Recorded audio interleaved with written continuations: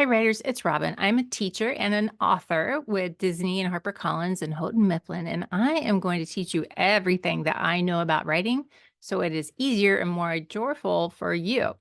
Today, we're going to continue on with vivid imagery.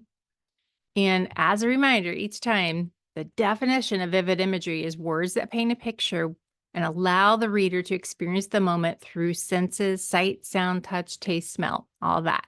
Now, 3 ways to do this. We've been talking about strong verbs, specific nouns, and now we're going to go into leveled up adjectives. If you're just getting to this video right now, go back in this series and start with strong verbs. You can really build on this skill. So leveled up adjectives describe nouns and they help the reader picture the exact description. They will also add style.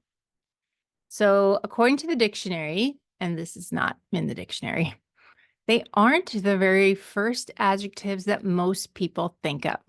That is why they're awesome. They are next level type of adjectives. So to really spark your vivid imagery, you're going to get beyond saying, well, that's big or it's really nice. Your leveled up adjectives will add personality, mood, and voice all at the same time. So let's take something that's bland and make it vivid. So the first one we're going to do is he had a big dog. Okay, bland sentence, had a big dog. What kind of dog? What's going on here? He had a massive drooling beast with dinner plates for paws. So massive drooling beast is going to get specific on the dog and describe what it looks like and what it's doing. I also wanted to point out dinner plates for paws. That goes back to our figurative language series that we did where we talked about hyperbole. The dog doesn't literally have plates for paws, but it creates an image that where you can understand that they're really big. Let's do another one. She wore a nice dress. Too bland. She wore a fairy tale floor-length emerald gown. Specific and way beyond just pretty dress. So let's take a look at your menu of different ways that you could say nice, loud, big, or fast instead of saying those kind of basic words. So instead of nice, you could try dazzling, heartfelt, sparkly, radiant. Loud could be ear-splitting, booming, thunderous, or blaring. Big is massive, towering, elephant-sized, thundering. And fast is lightning quick, jet-powered, blazing, turbocharged. So we're going to take a look at this in action. All right, she was probably my age, maybe a couple of inches taller and a whole lot more athletic looking.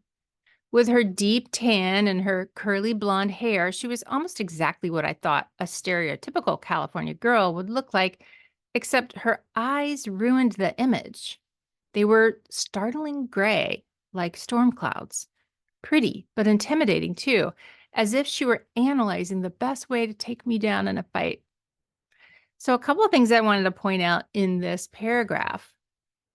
We do have some good adjectives here with deep tan, curly blonde hair, and they're pretty good. They are a little basic. That's something you might typically hear. And then stereotypical California girl, instead of saying just girl, it's better, right? It's kind of like it's putting something in your mind. But I wanted to point out one adjective in here that is really taking this, like it's unusual. And that's the word startling. Because when you say startling gray, it kind of evokes some sort of an emotion. Because then he goes on and explains afterwards that her eyes are intimidating and oh my gosh. So even you can just use one word for your leveled up adjective and still get across a lot of emotion. All right, so here is your challenge for today. You are going to rewrite these sentences using leveled up adjectives. So you wore an old jacket, make it really old and really specific. You have a weird dream.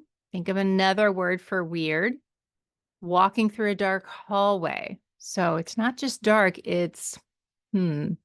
And then ask yourself when you revise and get into that revision habit right after you write each time, is this the best way to describe this noun? And can the reader picture it? All right. So thank you for joining me for this one. And teachers, be sure to look below for the free worksheet that goes with this skill.